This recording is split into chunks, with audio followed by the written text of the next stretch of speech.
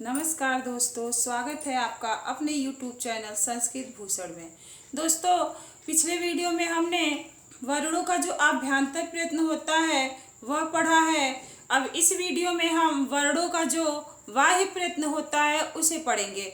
तो यह बाह्य प्रयत्न 11 प्रकार का होता है। और हाँ दोस्तों, अगर आप चैनल पे नए हैं तो चैनल को सब्सक्राइब करिए, लाइक करिए और शेयर करिए। और हाँ, बेल आइकन को प्रेस करना ना भूलें ताकि मेरा कोई भी वीडियो आए तो वह आप तक नोटिफिकेशन पहुंच जाए।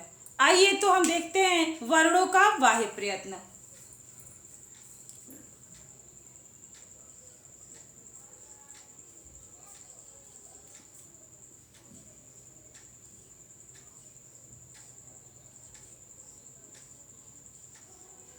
वर्णों का बाह्य प्रयत्न यह कितने प्रकार का होता है?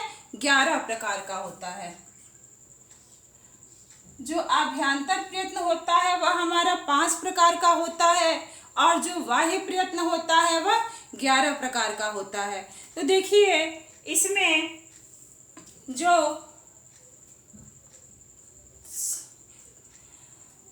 हस प्रत्याहार के वर्ण है हसा संवारो नादा घोषस्य च। सूत्र है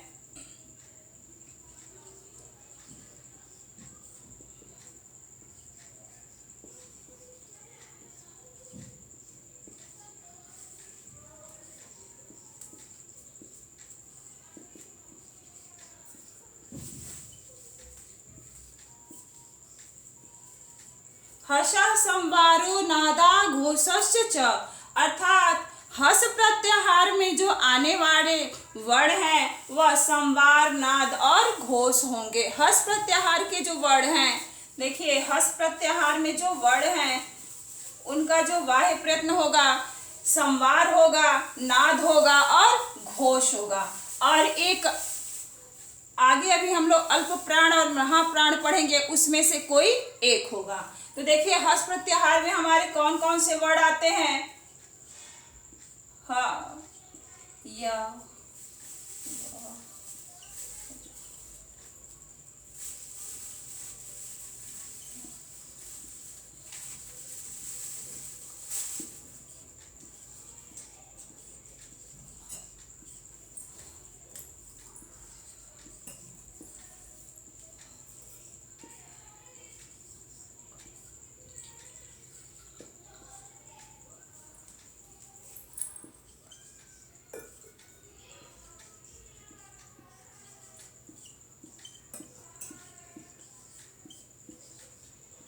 हैवरट के ह से लेकर जब गण 10 के द तक जो वर्ण हैं वह हस प्रत्याहार में आते हैं। तो सूत्र है हसा संवारो नादा घोषस्य। हस प्रत्याहार में आने वाले वर्ण संवार, नाद और घोष होंगे। इसमें से जो ह है यह संवार भी होगा, नाद भी होगा और घोष भी होगा। यह जो है वह भी संवार भी होगा, नाद भी होगा और घोष भी होगा। इसी प्रकार इसमें जितने भी वर्ण हैं हमारे वह संवार, नाद और घोष होंगे। और अभी आगे हम लोग पढ़ेंगे अल्प प्राण, महाप्राण, उसमें से भी एक एक होंगे। जितने भी बाह्य प्रयत्न हैं, बाह्य प्रयत्न एक वर्ण का 4-4 होता है। तो 3-3 हम लोग पढ़ रहे हैं, एक एक बाद में इसके पढ़ेंगे। अब देखिए, अगला है, यह तो हमारा हो गया संवार, नाद और घोष।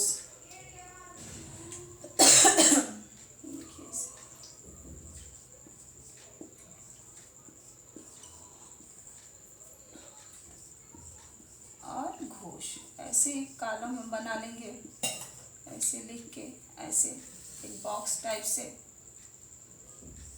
और इसमें हम हस प्रत्याहार के वर्ण को लिख लेंगे, देखिए यहाँ पे, ताकि कभी ये भूले ना, जब भी हम इसे देखें याद हो जाए।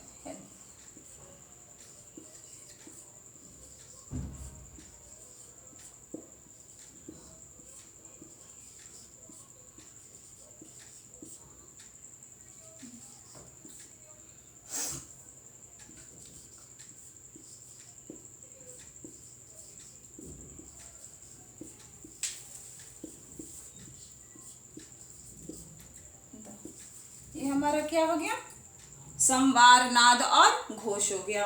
आइए हम अब अगला पढ़ते हैं।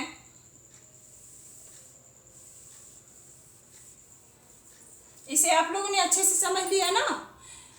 हस प्रत्याहार में जो आने वाले वर्ण हैं, है वरट के ह से लेकर जब गण दश के द तक जितने भी हमारे वर्ण आते हैं वो क्या हैं, हस प्रत्याहार में आते हैं। किस में आते हैं, हस प्रत्याहार में आते हैं। और यह हस प्रत्याहार के वर्ण संवार भी होगा, नाद भी होगा और घोष भी होगा। एक एक वर्ण के 4-4 वाह्य प्रयत्न होते हैं।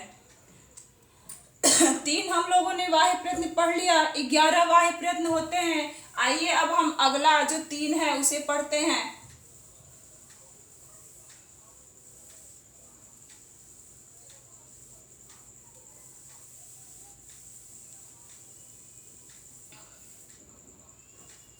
अगला सूत्र है, एक है, देखिए अगला है विवार, श्वास, अघोष।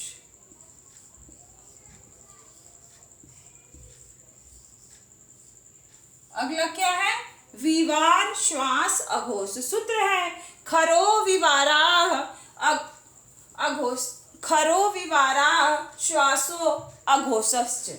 सूत्र है हमारा खरो विवाराः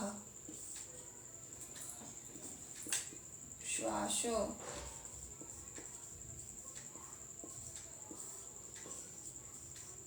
अघोषश्च।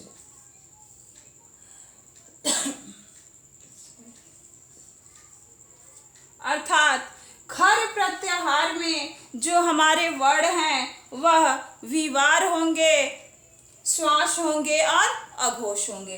खर प्रत्याहार में अब हमारे कौन से वर्ण आएंगे, देखिए जो खर प्रत्याहार के वर्ण हैं वो क्या होंगे, विवार, श्वास और अघोष। देखिए खर प्रत्याहार में हमारे कौन से वर्ण आएंगे, ख, फ, छ, ठ, थ, च, ट, त,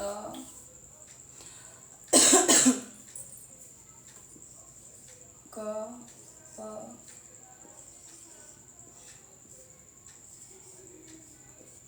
स। जो वर्णों के द्वितीय, प्रथम और श, स और स वर्ण हैं वह हमारे किस में आएंगे, खर प्रत्याहार में आएंगे। ख, फ, छ, ठ, थ, च, ट, त, क, प, श, स। यह हमारे क्या हो गए, विवार, श्वास और अघोष वर्ण हो गए। जितने भी खर प्रत्याहार में हमारे वर्ण आएंगे, देखिए खर प्रत्याहार के जो वर्ण हैं वह विवार, श्वास और अघोष होगा। इनका जो वाह्य प्रयत्न होगा वह विवार भी होगा, श्वास भी होगा और अघोष भी होगा। और एक अल्प प्राण और महाप्राण में से कोई एक होगा, जिसे हम अभी आगे पढ़ने वाले हैं। देखिए ऐसे खर प्रत्याहार के जो वर्ण हैं यह हमारे क्या हो गए, एकदम भी ये मुश्किल नहीं है, बहुत ही आसान है। आसान तरीके से हम पढ़ेंगे जो, और इससे हाँ कोई ऐसा संस्कृत से संबंधित परीक्षा नहीं है जिससे प्रयत्न से 1 या 2 प्रश्न न पूछते हो। देखिए ऐसे बॉक्स बना लेंगे हम और इसमें लिख लेंगे ताकि कभी भी यह ध्यान से उतरे नहीं। इसमें कुछ बोले, जितने वर्गों के जो द्वितीय, प्रथम और तीनों श हैं हमारे वह किस में आएंगे, खर प्रत्याहार में आएंगे।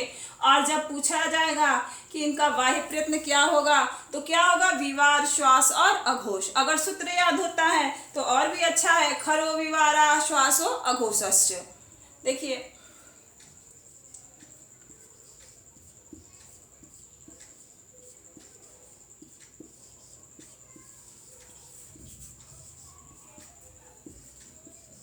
क्या हो गया हमारा, खर प्रत्याहार। और इसका जो वाह्य प्रयत्न होगा वह विवार, श्वास और अघोष होगा। आया समझ में आप लोग के? चलिए अब आगे बढ़ते हैं हम। जो अगला बाह्य प्रयत्न है,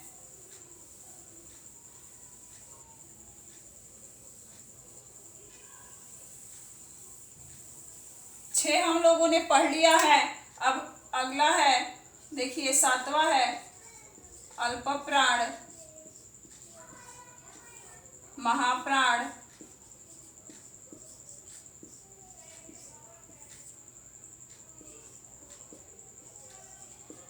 उदात्त,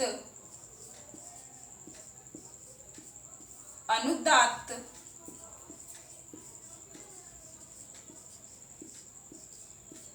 और 11वां स्वरित। आइए अब इसे हम समझने का प्रयास करते हैं। 7वां है अल्प प्राण। अब अल्प प्राण में कौन से वर्ण आएंगे? देखिए, जैसे शब्द से ही पता चल जाता है, अल्प मीन्स थोड़ा और प्राण मीन्स हवा, यानी कि जिन वर्णों को बोलने से कम वायु निकलती है, कम हवा निकलती है, कम प्रयास करना पड़ता है, वह हमारे कौन से वर्ण हो गए? अल्प प्राण हो गए। और महाप्राण, जिसमें ज्यादा वायु निकलती है, जिसमें ज्यादा प्रयास करना पड़ता है, वो हमारा क्या हो गया? महाप्राण हो गया। अब अल्प प्राण में कौन से वर्ण आएंगे? देखिए, वर्गाणाम, सूत्र है कि वर्गाणाम प्रथमः, तृतीय, पंचमा,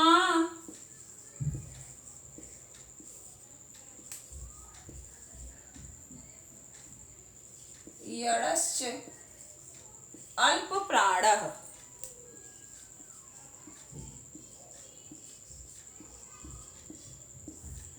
देखिए, इसे हम आगे, अल्प प्राण में हमारे कौन से आएंगे? वर्गाणाम प्रथमा, तृतीय, पंचमा, यडस्य, यानी कि वर्गों के मतलब क वर्ग, च वर्ग, ट वर्ग, ये 5 वर्ग हम लोगों ने पढ़ा था ना। तो वर्गों के जो प्रथम वर्ण होते हैं, तृतीय वर्ण होते हैं, पंचम वर्ण होते हैं और यड़ जो होते हैं, वह किस में आएंगे? अल्प प्राण में होंगे। आइए देखते हैं। प्रथम वर्ण क्या हो गया? क। तृतीय क्या हो गया? ग। और पंचम क्या हो गया? ग।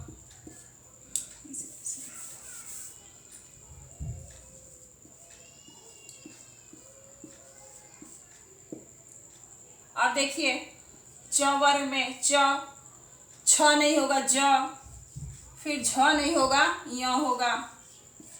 फिर तृतीय वर्ग में ट, ड और ड़, फिर त, द, न, फिर प, ब, म, और जो अंतस्थ वर्ण हैं य, व, र और ल, ये क्या हो गए? हमारे अल्प प्राण हो गए। क, ग, ङ, च, ज, य, ट, ड, ढ़, त, द, न, प, ब, म, य, व, र और ल, ये हमारे क्या हो गए? अल्प प्राण वर्ण हो गए। बोल के देखिए, क बोलने से ऐसे हाथ करिए आगे और क बोलिए। देखिए, क क। अब यही ख बोलिए, देखिए उसमें ज्यादा वायु आ रही है कि नहीं? ख ख। ऐसे ही देखिए, ग बोलिए, ग में भी क्या हो रहा है? कम हमें दबा, जो ग बोल रहे हैं उसमें भी क्या हो रहा है? कम वायु आ रही है, कम प्रयत्न करना पड़ रहा है। ग ग। वही घ बोलिए, घ घ।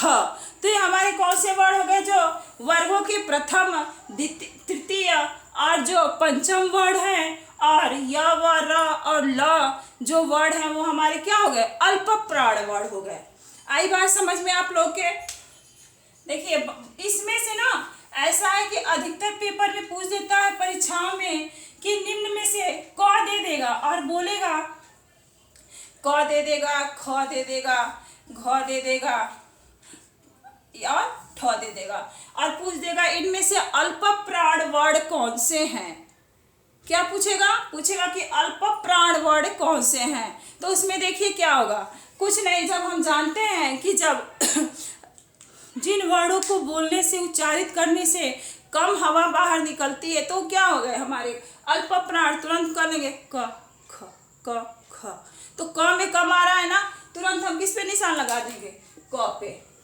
अल्प प्राण और महाप्राण, इससे परीक्षा में प्रश्न पूछते ही पूछते हैं जितने भी संस्कृत से संबंधित परीक्षाएं होती हैं।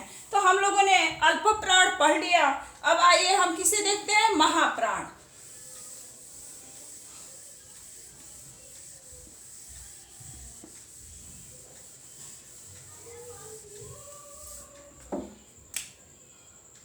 जो महाप्राण वर्ण हैं वो कौन कौन से हैं, आइए उसे पढ़ते हैं।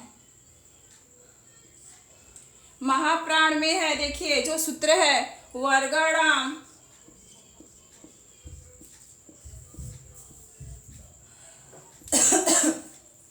वर्गाणाम द्वितीय,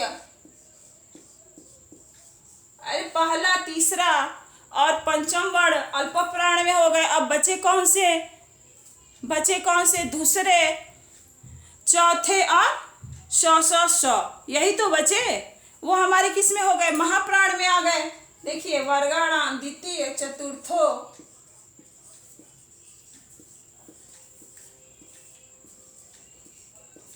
शलश्च महाप्राण।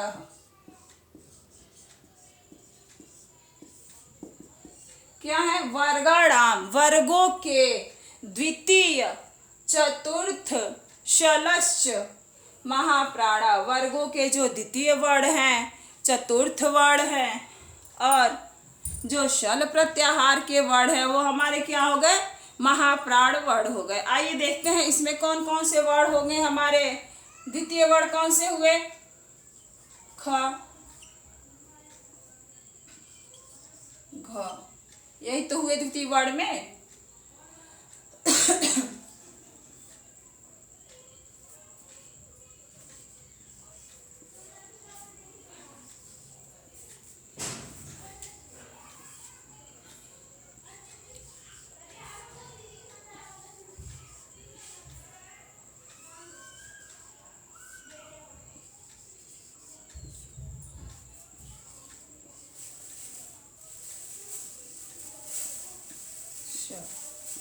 क्या हो गए? वर्गों के जो द्वितीय वर्ण, वर्गों में जो क वर्ग, च वर्ग, ट वर्ग, हम लोगों ने 5 वर्ग पढ़े हैं। उसमें देखिए पांचों वर्ग के 1 2 3 4 5 और शल प्रत्याहार जो श जो तीनों श हैं वो हमारे किस में आ गए? महाप्राण ध्वनि में आ गए। ख घ, छ झ, ठ ढ, थ ध, फ भ और स। ये हमारे क्या हो गए? महाप्राण वर्ण हो गए। देखिए अब नहीं भूलेगा ना, महाप्राण और अल्प प्राण में जब भी परीक्षा में आएगा आप लोग नहीं भूलेंगे, नहीं भूलेंगे ना।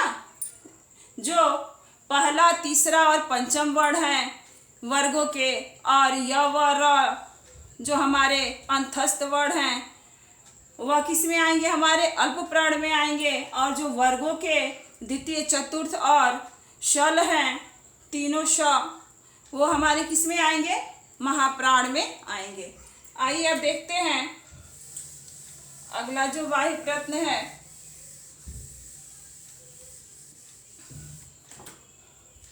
अब हमारे बचे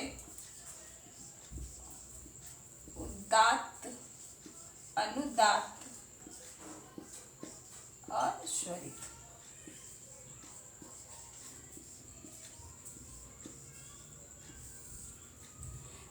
जो 8 बाह्य प्रयत्न हैं वह तो व्यंजनों के हुए, और जो यह 3 बाह्य प्रयत्न हुए यह किसके हुए? यह स्वरों के हुए। तीनों जो बाह्य प्रयत्न हैं यह किसके हैं? स्वरों के हैं। लेकिन हाँ, ऐसा नहीं है कि कोई एक स्वर उदात्त होगा और दूसरा वह अनुदात्त नहीं होगा। कोई भी स्वर जो है वह उदात्त भी हो सकता है, अनुदात्त भी हो सकता है और स्वरित भी हो सकता है। जब देखिए उच्चैरुदात्तः,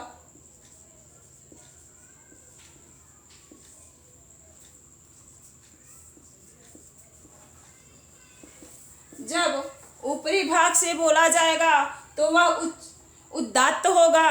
जब नीचे उदात्त, जब नीचे से बोला जाएगा तो वह अनुदात्त होगा। और जब बीच से बोला जाएगा समाहारा स्वरिता तो वह क्या होगा? स्वरित होगा। इसलिए इन स्वरों को हम नहीं कह सकते हैं कि यह स्वर उदात्त है, यह अनुदात्त है और यह स्वरित है। वह जब हम बोलते हैं, बोलने के हिसाब से वह उदात्त भी हो सकता है, अनुदात्त भी हो सकता है और स्वरित भी हो सकता है।